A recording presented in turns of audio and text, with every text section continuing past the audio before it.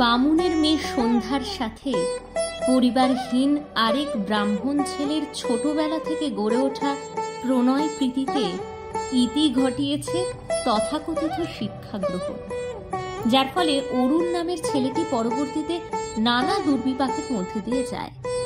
তবে দুর্বিপাক দুর্যোগটা আসলে অথৈব সমাজ ব্যবস্থাতে আগে থেকেই বিদ্যমান, যেখানে যত ঘোষ নন্দ ঘোষ হিসেবে অরুণের আধুনিক শিক্ষাকে দায়ী করাটা সমাজে বিরাজমান দণ্ডমুণ্ডের হর্তাকর্তা বিধাতাদের প্রতিহিংসা পরায়ণতা ছাড়া কিছু নয়।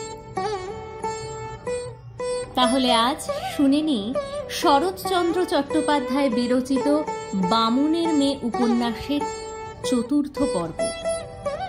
গল্পের সূত্রধর জয়িতা, সন্ধ্যার চরিত্রে সোনালী, অরুণের চরিত্রে স্নেহাশিস, জগদ্ধাত্রীর ভূমিকায় প্রিয়াঙ্কা, গোলক চাটুর্যের ভূমিকায় হৃদ। শব্দ সংযোজন, পরিমার্জন এবং আবহে অমৃতা এবং গৌরী। প্রচ্ছদ হৃদ, নির্দেশনা প্রিয়াঙ্কা, মূল ভাবনা সায়নী। শুরু হচ্ছে শরৎচন্দ্র চট্টোপাধ্যায় রচিত বামুনের মেয়ে উপন্যাসের চতুর্থ পর্ব। রোববার মানে গপ্পবার।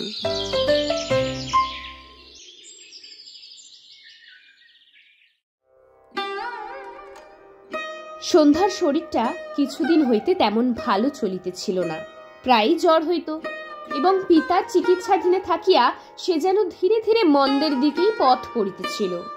মা বিপিন ডাক্তারকে ডাকিয়া পাঠাইবেন বলিয়া প্রত্যহ ভয় দেখাইতেছিলেন এবং এই লইয়া মাতাই কন্যায় একটু না একটু কলহ প্রায় প্রতিদিনই ঘটিতেছিল।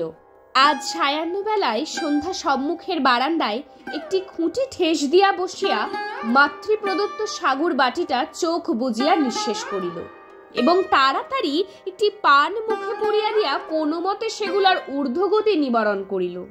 এই খাদ্যবস্তুটার প্রতি তাহার অতিশয় বিতৃষ্ণা ছিল, কিন্তু তথাপি না খাওয়া এবং কম খাওয়া লইয়া আর তাহার কথা সৃষ্টি করিতে ইচ্ছা হইল না। কোথাও না কোথাও হইতে মা যে তাহার প্রতি দৃষ্টি রাখিয়াছেন ইহা সে নিশ্চয় জানিত। ইতিপূর্বে বোধ হয় সে একখানা বই পড়িতেছিল, তাহার খোলা পাতাটা উপুর করিয়া তাহার কোলের ওপর রাখা ছিল।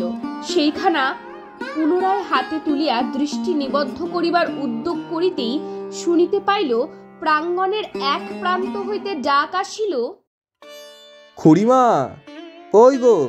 যে বাড়ি ঢুকিয়াছিল সে অরুণ। তাহার জামা কাপড় এবং পরিশ্রান্ত চেহারা দেখিলেই বোঝা যায় সেই এইমাত্র অন্যত্র হইতে আসিতেছে। মুহূর্তের জন্য সন্ধ্যার পাণ্ডুর মলিন মুখের ওপর একটা রক্তিমাভা দেখা দিয়া গেল। সে চোখ তুলিয়া হাসি মুখে জিজ্ঞাসা করিল, তুমি বুঝি কলকাতা থেকে আসছো অরুণদা? অরুণ কাছে আসিয়া আশ্চর্য হইয়া কহিল, হ্যাঁ, কিন্তু তোমাকে এমন শুকনো দেখাচ্ছে কেন? আবার জ্বর নাকি? সন্ধ্যা বলিল, ওই রকম কিছু একটা হবে বোধহয়, কিন্তু তোমার চেহারাটাও তো খুব তাজা দেখাচ্ছে না। অরুণ হাসিয়া কহিল, চেহারার আর অপরাধ কি? সারাদিন নাওয়া খাওয়া নেই। আচ্ছা, প্যাটার্ন ফরমাস করেছিলে, যা হোক, খুঁজে খুঁজে হয়রান, এই নাও। এই বলিয়া সে পকেট হইতে একটা কাগজের মোড়ক বাহির করিয়া সন্ধ্যার হাতে গুঁজিয়া দিয়া বলিল, খুড়িমা কই? কাকাও বেরিয়েছেন বুঝি? গেল শনিবারে কিছুতেই বাড়ি আসতে পারলাম না, তাই ওটা আনতে দেরি হয়ে গেল। কি বুনবে, পাখি পক্ষী না ঠাকুর দেবতা? না, গোলাপ ফুলের। সন্ধ্যা কহিল, সে ভাবনার ঢের সময় আছে, কিন্তু জানতে 7 দিন দেরি হলো। পা দিতে কি ঘন্টাখানেক সবুজ হইতো না? স্টেশন থেকে বাড়ি না গিয়ে এখানে এলে কেন? অরুণ সহাস্যে কহিল, নাওয়া খাওয়া তো সন্ধ্যার পরে, কিন্তু ঘন ঘন এত অসুখ কেন হতে লাগলো বলতো? তাহার সন্ধ্যা কথাটার প্রতি একটা প্রচ্ছন্ন নিগুড়ো কটাক্ষ সন্ধ্যার কর্ণমূলে আঘাত করিয়া একটুখানি রাঙা করিয়া দিল, কিন্তু যেন লক্ষ্যই করে নাই এমনি ভাবে সে রাগ করিয়া কহিল, পারিবার বাকি কি অরুণদা? যাও, আর মিছিমিছি দেরি করতে হবে না। প্রত্যুত্তরে অরুণ পুনরায় হাসিয়া কি একটা বলিতে যাইতেছিল, কিন্তু জগদ্ধাত্রীর মুখের দিকে চাহিয়া তাহার নিজের মুখের কথা মুখেই রহিয়া গেল। তিনি ক্রোধে সমস্ত মুখখানা কালো করিয়া ঘর হইতে বাহির হইয়া আসিলেন এবং কন্যাকে লক্ষ্য করিয়া কহিলেন, পানটার চিবসনে সন্ধে, ওটা মুখ থেকে ফেলে দিয়ে যত পারিস হাসি তামাশা কর।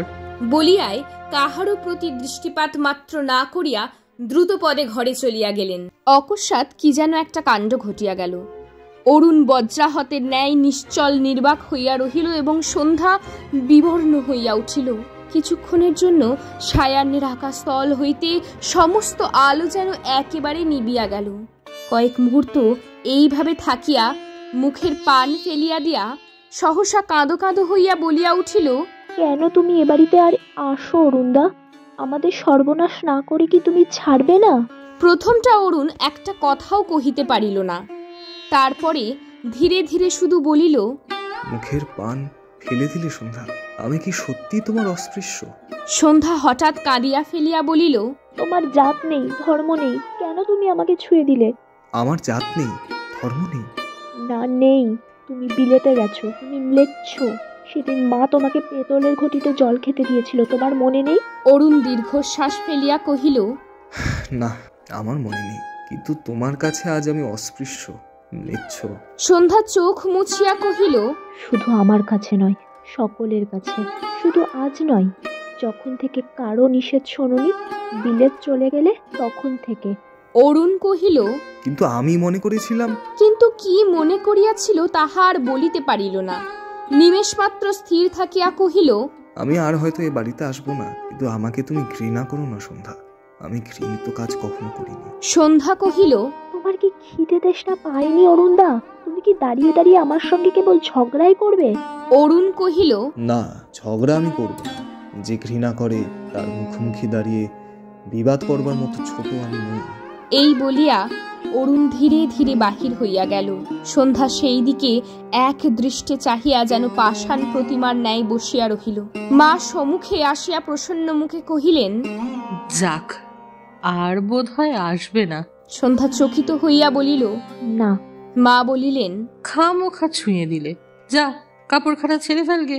সন্ধ্যা মায়ের মুখের প্রতি চাহিয়া জিজ্ঞাসা করিল, কাপড়খানা পর্যন্ত ছেড়ে ফেলতে হবে? তাহার ম্লান মুখের অন্তরের ছবি জননীর চোখে পড়িল না। তিনি আশ্চর্য হইয়া বলিলেন, হবে না? খ্রিস্টান মানুষ বিধবা গিন্নিবাণী হলে যে নিয়ে ফেলতে হতো। সেদিন রাসুমাসি, হ্যাঁ, বড়াই করে বটে, কিন্তু বিচার আচার শিখতে হয় তো ওর কাছে। দুলে ছড়িয়ে ছুলে কি ছুলে না, তবু নাতনিটাকে অবেলায় ডুব দিয়ে তবে দৌড়ে তুললে। সন্ধ্যা কহিল, বেশ তো মা, যাচ্ছি। মা ঘাড় নাড়িয়া বামনায় আচার বিচার সম্বন্ধে বোধহয় আরো কিছু উপদেশ দিতে যাইতেছিলেন, কিন্তু পেছন হইতে ডাক শুনিলেন, জগো, ঘরে আছিস গা? গোলক চাটুর্যে মশাই একেবারে উঠানের মাঝখানে আসিয়া পড়িয়াছিলেন। জগদ্ধাত্রী ফিরিয়া চাহিয়া সাড়া দিলেন, ওমা, চাটুর্যে মামা যে, কি ভাগ্যে! কিন্তু সেদিনকার রাসুমাসি ও কন্যার ঘটনাটা স্মরণ করিয়া তাহার মুখ শুষ্ক হইয়া উঠিল। সন্ধ্যা উঠিয়া দাঁড়াইয়াছিল। গোলক মায়ের উত্তর না দিয়া মেয়েকেই সম্ভাষণ করিলেন। সহাস্যে কহিলেন, বলি, আমার সন্ধে নাতনি কেমন আছিস গো?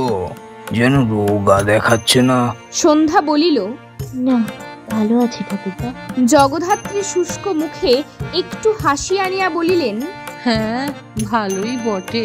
মাস ঘুরতে চললো মামা, রোজ অসুখ, রোজ জ্বর, আজও তো সাবু খেয়ে রয়েছে।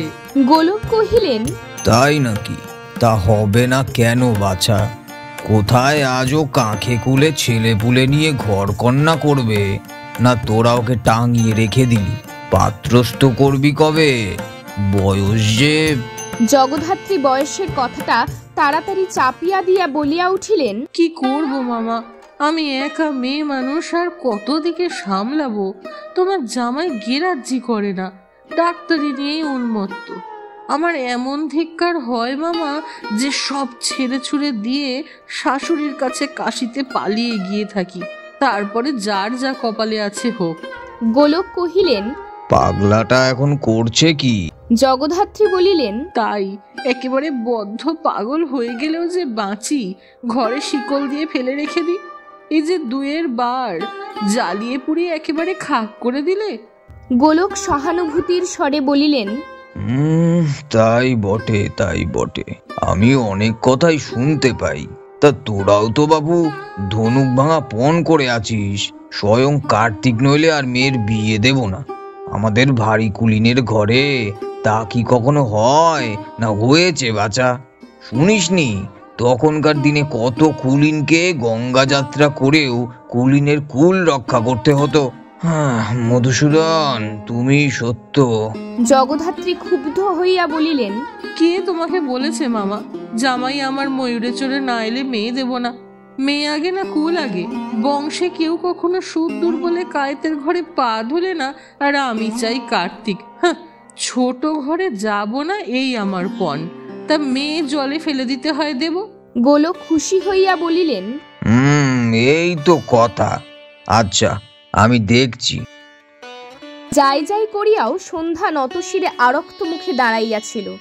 গোলক তাহার প্রতি চাহিয়া সহাস্যে রহস্য করিয়া বলিলেন, কার্তিক যখন চাস নে জগ, তখন মেয়েকে না হয় আমার হাতেই দে না।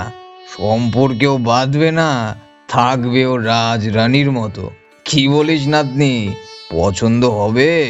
অন্য সময়ে হইলে সন্ধ্যা পরিহাসে যোগ দিতে পারিত, কিন্তু অরুণ হইতে আরম্ভ করিয়া পিতার প্রসঙ্গ উঠিয়া পড়া পর্যন্ত সে ক্রোধে দুঃখে লজ্জায় জ্বলিয়া যাইতেছিল।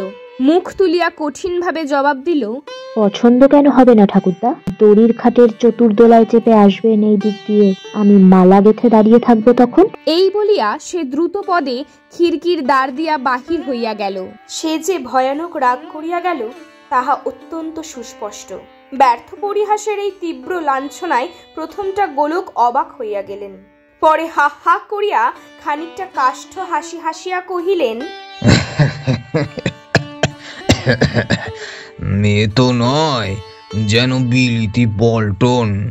এ না হয় দাদা নাতনি সম্পর্ক বলতেও পারে, কিন্তু সেদিন রাসুর মুখে শুনলাম নাকি যা মুখে এসেছে তাই বলেছে, মা বাপ পর্যন্ত রেয়াত করেন। গোড়ায় জগদ্ধাত্রী ঠিক এই ভয়ই ছিল। কেবল মাঝখানে আশা করিয়াছিলেন পরিহাসের মধ্য দিয়া বুঝি এবারের মতো ফাঁড়া কাটিয়া গেল।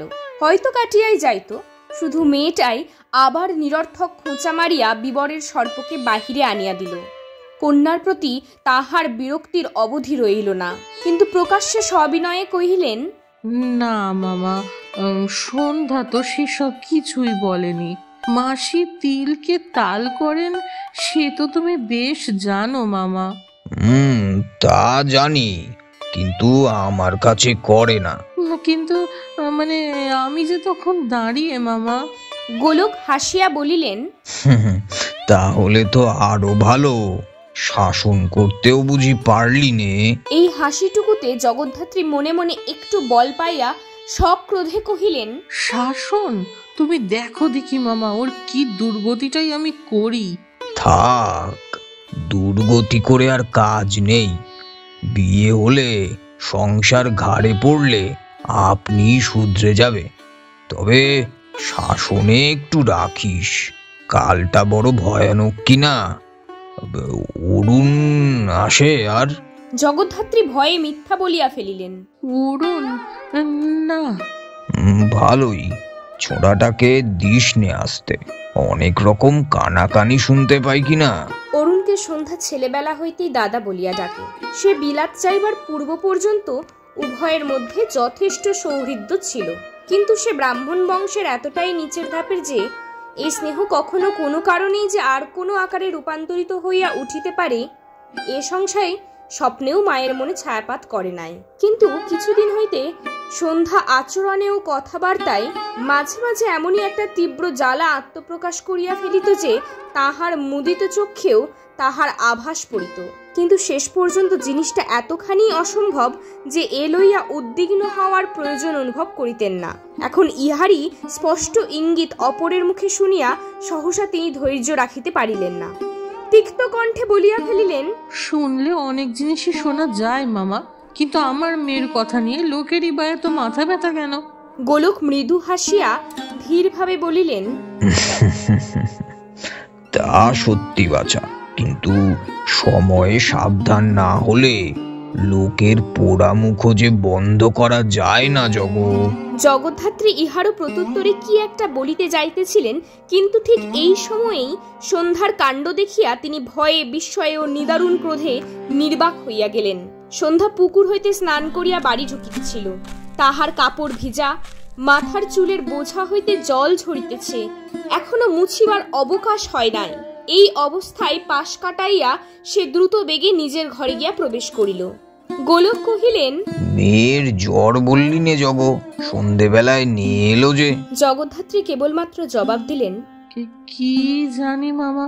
কিন্তু মনে মনে তিনি নিশ্চয়ই বুঝিয়াছিলেন এ তাহারই বিরুদ্ধে অরুণের অপমানের গূঢ় সুকঠোর প্রতিশোধ। গোলক কহিলেন, এমন অত্যাচার করলে যে বাড়াবাড়িতে দাঁড়াবে। জগদ্ধাত্রী কহিলেন, দাঁড়ালে বা কি করব বলো, ও আমার হাতের বাইরে। গোলক মাথা নাড়িতে নাড়িতে বলিলেন, তা বুঝেছি। আচ্ছা জিজ্ঞেস করি, এ বাড়ির কর্তাটা কে? তুই না জামাই না তোর মেয়ে? সবাই কর্তা। তাহলে তাদের বলিস যে পাড়ার মধ্যে দুলে বাগদি প্রজা রাখা চলবে না। তারা এর একটা ব্যবস্থা না করলে শেষে আমাকেই করতে হবে। মধুসূদন, তুমি ভরসা। প্রত্যুত্তরে জগদ্ধাত্রী সক্রোধে ডাক দিলেন, সন্ধে, এদিকে আয়। সন্ধ্যা ঘরের মধ্যে বোধহয় মাথা মুছিতেছিল। একটুখানি মুখ বাড়াইয়া সাড়া দিল। কেন মা? মা বলিলেন, দুলে মাগিদের সরাবি নাকি আমাকেই কাল নাইবার আগে ঝাঁটা মেরে তাড়াতে হবে? দুঃখী অনাথা মেয়ে দুটোকে ঝাঁটা মারা তো শক্ত কাজ নয় মা, কিন্তু ওরা কি কারো কোনো ক্ষতি করেছে? গোলক ইহার জবাব দিলেন, কহিলেন, ক্ষতি করে বই কি। পরশু বেরিয়ে যাবার সময় দেখি পথের উপর দাঁড়িয়ে ছাগলটাকে ফ্যান খাওয়াচ্ছে, ছিটকে ছিটকে পড়ছে তো। বলিয়া তিনি জগদ্ধাত্রীর মুখের পানে চাহিলেন। জগদ্ধাত্রী তৎক্ষণাৎ সমর্থন করিয়া কহিলেন, পড়বে বই কি মামা। তবে তাই বল, না জেনে সাপের বিষ খাওয়া যায়, কিন্তু জেনে তো আর তা পারা যায় না। সন্ধ্যার প্রতি চাহিয়া হাসিয়া কহিলেন, তোমার কাঁচা বয়স নাতনি, তুমি না হয় রাত্রিরেও নাইতে পারো, কিন্তু আমি তো পারি নে। সন্ধ্যা অন্তরের দুর্দমনীয় ক্রোধ চাপিয়া রাখিয়া বলিল, সে জানি ঠাকুরদা, তো বাবা যখন ওদের স্থান দিয়েছেন তখন আর কোথাও একটা আশ্রয় না দিয়েও তো তার অপমান করতে পারিনি। মেয়ের এই মান অপমানের ধারণায় মায়ের মুখ দিয়া রাগে কথা বাহির হইল না। কিন্তু গোলক বলিলেন, বেশ তো, তারই বা অভাব কি সন্ধ্যা? অরুণের বাড়ির পিছনে তো ঢের জায়গা আছে, তাকেই বল না আশ্রয় দিতে। বাগদি দুলে হোক, তবু তারা হিন্দু, তাতে তারার জাত যাবে না। এই বলিয়া তিনি জগদ্ধাত্রীর মুখের দিকে চাহিয়া মৃদু মৃদু হাসিতে লাগিলেন। তাহার রসিকতার রসগ্রহণ জগদ্ধাত্রী যত বেশি না করুক, অরুণের কথায় পাছে তাহার কাণ্ডজ্ঞানহীন মেয়েটা ভয়ানক কঠোর কিছু বলিয়া বসে, এই ভয়ে তাহার উৎকণ্ঠার অবধি রহিল না। ঠিক তাহাই ঘটিল। সন্ধ্যার কণ্ঠস্বরে পরিহাসের তরলতা উছলিয়া উঠিল, কিন্তু কথাগুলা শুনাইল যেমন তীক্ষ্ণ তেমনি শক্ত। কহিল, গেলেই বা কে তার জমা খরচ রাখছে বলুন? যে জাতি মানে না তার আবার যাওয়ার থাকা। গোলক হাসিবার চেষ্টা করিলেন, কিন্তু মুখ তাহার কালো হইয়া উঠিল। বলিলেন, তোমার সঙ্গে এইসব বুঝি তার পরামর্শ চলে? সন্ধ্যা খিলখিল করিয়া হাসিয়া উঠিয়া বলিল, হায় হায় ঠাকুরদা, সে আপনাদেরই গ্রাহ্য করে না, কুকুর বেড়ালের স্বামীর মনে করে তা আমি। এই বলিয়া সে বাদ প্রতিবাদের অপেক্ষা মাত্র না করিয়া চক্ষের পলকে ঘরের মধ্যে অন্তর্হিত হইয়া গেল। জগদ্ধাত্রী আর সহ্য করিতে পারিলেন না, ধমক দিয়া উঠিলেন, হতভাগী, পরের ছেলের নামে তুই মিথ্যে অপবাদ দিস? তাকে কে না জানে, সে কখনো এই কথা বলেনি, আমি গঙ্গার জলে দাঁড়িয়ে বলতে পারি। ঘরের মধ্যে হইতে কোনো প্রত্যুত্তর আসিল না। গোলক কহিলেন, না জগ, আজকালকার ছেলেমেয়েরা সব এমনি বটে। তা বেশ, না হয় কুকুর বেড়ালি হলুম, কিন্তু একটা কথা বলে যাই আজ, আর বিয়ে দিতে মেয়ের দেরি করিস নে। যেখানে হোক দিয়ে ফেলে পাপ চুকিয়ে দে। জগদ্ধাত্রী কাঁদিয়া ফেলিয়া বলিলেন, দাও না মামা একটা দেখে শুনে, আর যে আমি ভাবতে পারিনি। আচ্ছা দেখি, কিন্তু কি জানিস মা, এক মেয়ে দূরে বিয়ে দিয়ে কিছুতে থাকতে পারবি নে, কেঁদে কেটে মরে যাবি। আমাদের স্বভাবের ঘরে পাত্রের বয়স দেখতে গেলে চলে না, তবে কাছাকাছি হয়, দুবেলা চোখের দেখাটা দেখতে পাস তো তার চেয়ে সুখ আর নেই। কোথায় পাবো মামা এত সুবিধে? তবে ঘর জামাই। ছি, অমন কথা মুখেও আনিস নে জগ। ঘর জামাইয়ের কাল আর নেই, তাতে বড় নিন্দে। আর যদিও বা একটা গোয়ার গোবিন্দ ধরে আনিস, ওই গাঁজাগুলি আর মাতলামি করেই তোর যথা সর্বস্ব উড়িয়ে দেবে। বলি, নিজের কথাটাই একটু ভেবে দেখ না।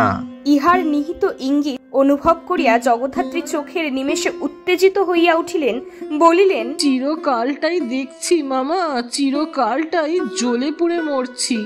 তবে তাই বল, বিনা কাজকর্মে বসে বসে খেলেই এমনি হবে? এ কি আর তোর মতো বুদ্ধিমতী বুঝতে পারে না?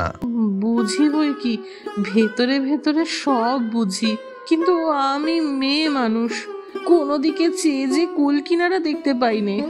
গোলক আশ্বাস দিয়া কহিলেন, পাবি, তাড়াতাড়ি কি, দেখি না একটু ভেবে চিনতে।